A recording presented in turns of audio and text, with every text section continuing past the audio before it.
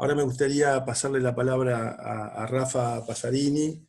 La idea de Rafa iba a abordar la mirada esta que se engancharía con lo que dice Jorge del rol del médico generalista, del rol del equipo de salud en comunidad, en territorio, no solo para el abordaje de una pandemia, sino para las cosas de todos los días que genera, que a veces por la pandemia están ocultas. Así que bueno, eh, Rafa, te cedemos la palabra. Un abrazo. Bueno, gracias Jorge por precederme y dejar abierto un poco el contexto para poder expresar que esta situación, como tantas otras que nos llevan a lo emergente, dejan desnudo que teníamos un sistema de salud pública debilitado. Creo que él nombró a Carrillo y nombró a Carrillo que a partir de la caída y de la Libertadores empezaron a aparecer situaciones históricas de destrucción de un sistema de salud público que quedó muy débil, quedó fragmentado, quedó segmentado, una lucha interesante de intereses. Por supuesto que los intereses que dan rentabilidad quedaron en el sector privado, los intereses que no dan rentabilidad quedaron en el público. Esto a veces también hablando no solo desde el punto de vista de situaciones de salud, sino de regiones geográficas, ¿no? Hay secciones geográficas despobladas o de pocos ingresos, y ahí el sistema público tiene que estar presente. Diferentes políticas en diferentes momentos han intentado frenado, mejor dicho, el crecimiento del Estado en cuanto a sus servicios de salud, y el sistema de salud está cuestionado desde hace muchos años, y esto no es una cuestión de una política reciente que puede agravar, pero viene de una acumulación histórica importante. Con un modelo de salud basado en la enfermedad, que no solamente en Argentina, en todo el mundo, y una situación especial que hay que recalcar para este contexto de epidemia o de pandemia, que es el poliempleo o el multiempleo del personal de salud.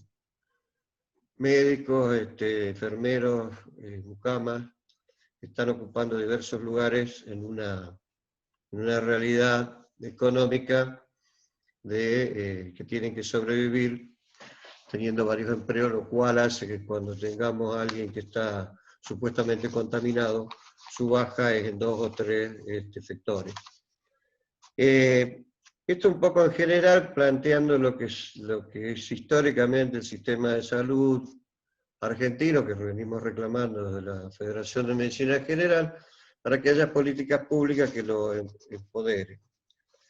Con el COVID-19, bueno, la estrategia global ya la sabemos, aislamiento obligatorio para aquellos que venían de zonas de riesgo, aislamiento social, que está mal expresado, porque en realidad es un aislamiento físico.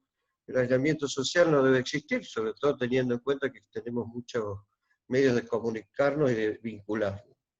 Pero bueno, ya está llamado al aislamiento social y yo no lo puedo cambiar, pero quiero hacer esta reflexión muchas veces de cómo denominamos las cosas que ocultan a su vez algo que deberíamos defender, ¿no? El aislamiento no debe ser social, debe ser físico y no en los vínculos. Bueno, la cuarentena que hemos tenido en cada lugar, de acuerdo a la realidad sanitaria que tienen, y aquellos servicios esenciales donde decimos que los de salud somos uno de ellos, y algunas de estas situaciones del multiempleo, del pluriempleo, pueden agravar situaciones de contacto con el virus. También como estrategia, ya lo mencionó hace un ratito Jorge, el refuerzo del segundo nivel, más camas de UTI, respiradores, hospitales modulares, elementos de protección personal avanzado, ¿no? Camisolines hemorrepelentes, máscaras, mascarillas, escafandras, y diferentes cosas que se han ido inventando para proteger al personal de salud. Elementos de protección personal que no fueron de todo parejos en cuanto a la distribución en todo el país, pero bueno, se intentó por lo menos que los lugares donde podrían ingresar los pacientes graves no tuvieran. Y también se reforzó el capital humano especializado, o se está reconvirtiendo de alguna forma el capital humano que está en clínica médica o en infectología o en otros lados, sabiendo manejar respiradores, que sería un poco el último de los esfuerzos terapéuticos ante pacientes graves. Y estamos en el primer nivel de atención, ¿no? Acá, como en el sistema de salud, estamos históricamente precarizados en infraestructura. Sabemos que hay centros de salud de diferentes estructuras, modalidades, realidad de edilicia. En los insumos, o sea, hay algunos lugares que tienen insumos, otros que no los tienen a media y otros que directamente no los tienen. Y lo mismo en el capital humano. El capital humano en algunos lugares es completo, se puede hablar de equipo de salud, en otros lugares son incompletos, y está el que puede estar, el que puede pagar el sistema, o el que quiere ir a esa región, porque también hay que hablar que en primer nivel hay regiones donde no hay mucha oferta de capital humano para cubrir. Digámoselo, sino a las zonas rurales, ¿no? Bueno, estas realidades diferentes, a su vez, son diferentes en el país, en cada provincia y en cada municipio. Sabemos que tenemos una epidemiología que le llamamos mosaico epidemiológico, con tantas realidades, pero que podemos resumir que en definitiva tendríamos tres tipos de países, es decir, el centro, el norte y el sur, con realidades geoeconómicas muy difíciles de que sean iguales, y estas desigualdades, por supuesto, también se ve en el perfil epidemiológico que tiene cada región. Que se enferma, cómo vive la gente, de qué se enferma la gente, parecería ser la síntesis de esta mirada. A su vez, también la población a cargo varía. O sea, hay centros de salud con una población a cargo manejable, y hay centros de salud que tienen una población a cargo muy numerosa, que a veces ni siquiera cumplir todas sus necesidades. Y también los recursos asignados para cada uno de los lugares que nos toca prestar servicio. A veces tiene que ver con decisiones políticas, a veces tiene que ver con problemas económicos de cada uno de los responsables, y a veces tiene que ver con, como dijimos, la zona geográfica donde les toque prestar servicio. Cuando se inicia la pandemia, automáticamente el segundo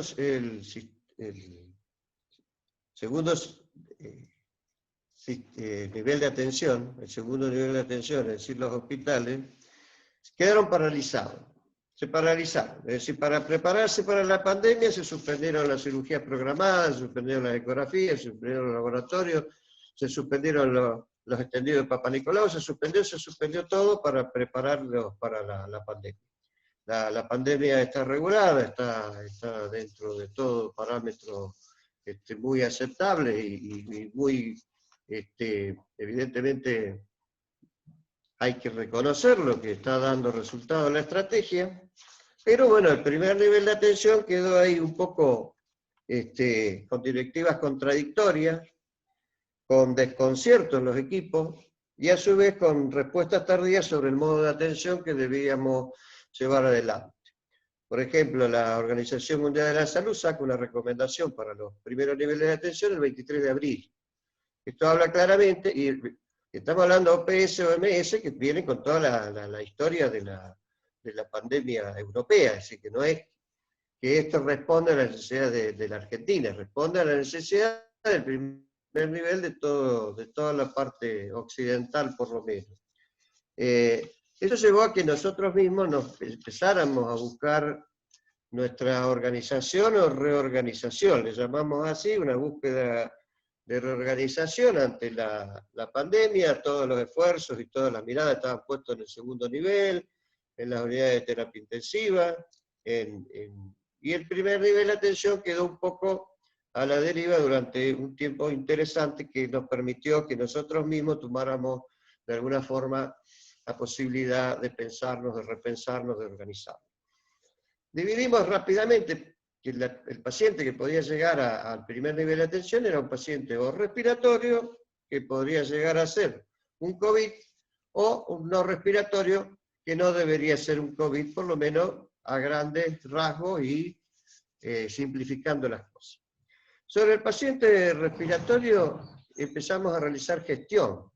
Por ejemplo, la gestión fue un doble circuito que estaba a veces condicionado al efecto edilicio, o a diferentes horarios, los respiratorios a la mañana, los respiratorios a la tarde, que permitieron de alguna forma tener consultorios diferenciados, salas de espera diferenciadas, mantener de alguna forma protocolo para que tanto todos los empleados, todo digamos, el personal de salud estuviera preparado para esta distinción. A la gestión de los pacientes se sumó la gestión de los insumos, ¿no? Adaptación de los espacios de atención al público con protección a través de vidrio, a través de acrílico, darle a la gente para los pacientes sospechosos los barbijos, el alcohol gel, las sillas separadas, es decir, adaptar las salas de espera a este tipo de situación. Y elementos de protección personal que todavía siguen las quejas, muchas veces son autogestionados, muchas veces con colaboración de la comunidad, que acerca barbijos, que acerca camisolines, que acerca botas, que acerca varias cosas, porque evidentemente el presupuesto sanitario para los centros de salud no estaban preparados para este tipo de insumos. Entonces, pero se trató también este tipo de protección. También en principio salimos nosotros mismos a poder diferenciar qué era lo que necesitábamos y qué no lo necesitábamos. Si seguíamos con protocolos que estaban más preparados para el paciente grave, para el paciente que ingresaba en la guardia con insuficiencia respiratoria. Pero no estábamos preparados para aquel paciente que podía llegar a ser sospechoso y que venía con un cuadro leve, que por supuesto no dejaba de ser un paciente que podía contagiar, y era un paciente que podía agravarse con el correr de las horas. Entonces también en esto, los elementos de protección personal los fuimos autogestionando y haciendo protocolos que tenían que ver tanto en el primer nivel rural o en el primer nivel urbano, para estar preparado, sabiendo además que muchos de los contagios se producían en personal de salud del primer nivel de atención, cosa que pasó en España fundamentalmente. Entonces había un miedo importante, había un temor, y había que dar respuesta rápidamente a ese temor, mucho antes que los protocolos oficiales. Y la tercera gestión fue sobre otra cosa que decimos, lo ponemos como insumo, que la palabra suena fea, fue la contratación por regímenes Ya me quedé sin internet, volví. No, termino un poco la idea de que venía. Vale. La gestión también de equipos de salud, perdónenme, son imponderables de la virtualidad.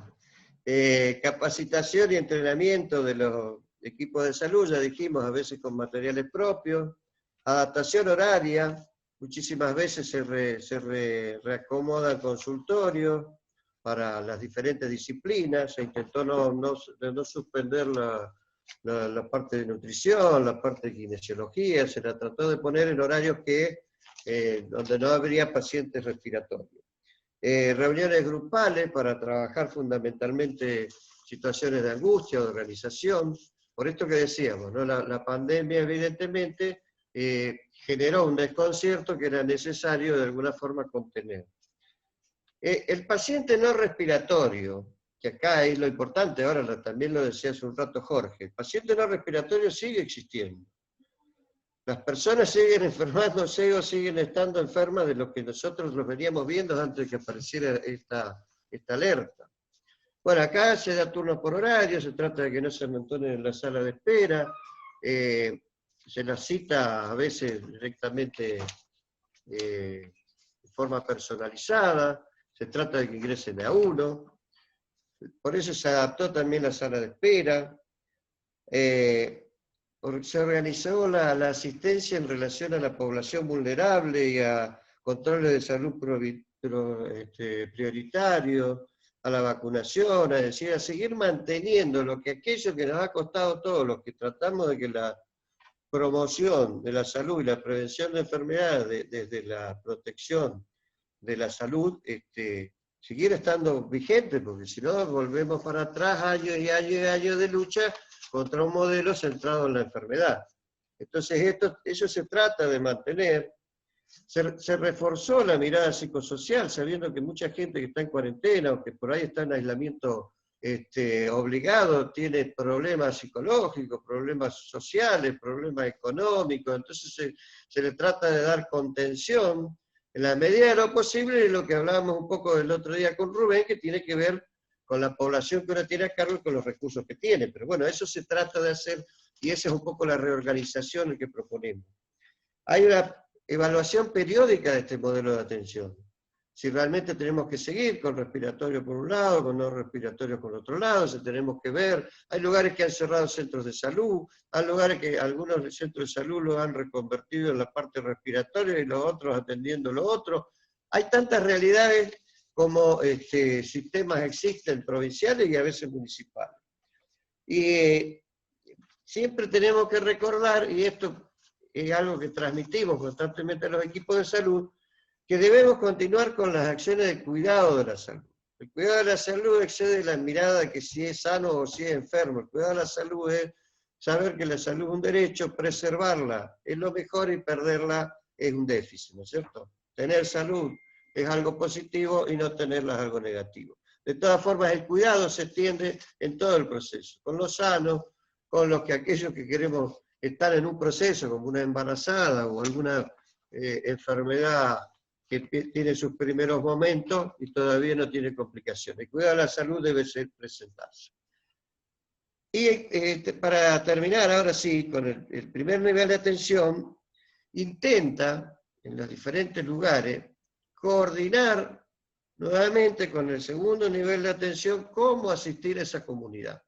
¿Qué pasa cuando la comunidad requiere del segundo nivel de atención? Bueno, esto no está libre de conflictos, hay conflictos entre los niveles de atención, hay algunas especialidades que solamente atienden urgencia, hay algunos servicios de diagnóstico y tratamiento que solamente atienden urgencia, que se autorregularon y que pusieron sus propias normas. Esto no está libre de conflicto y esto, por supuesto, los que estamos ahí en alguna relación de responsabilidad, intentamos todos los días de mantener diálogos, de negociaciones y a veces hasta de pelea para que nuestra población tenga lo que requiere. Y también hay conflicto entre los niveles políticos sanitarios.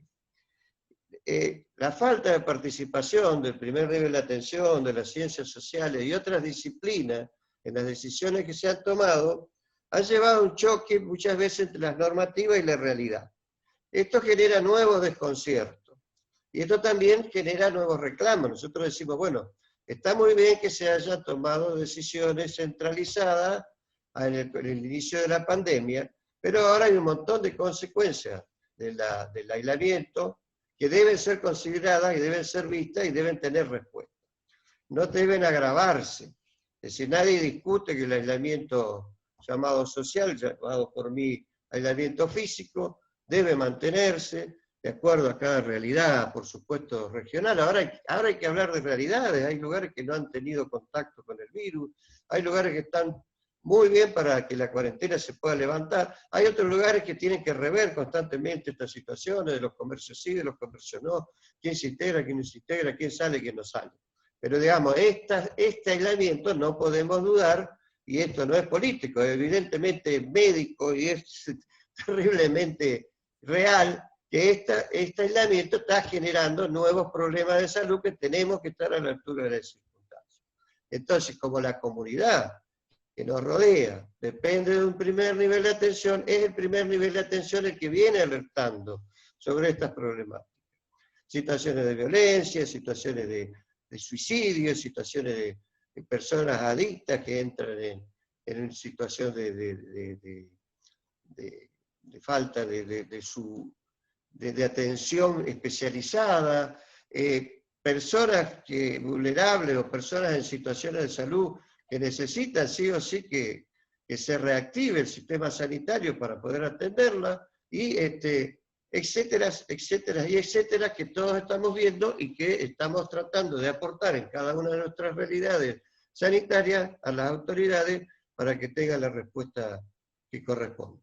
Así que bueno, con esto doy por terminada esta parte de la charla y bueno, quedo a la espera de lo que pretendan.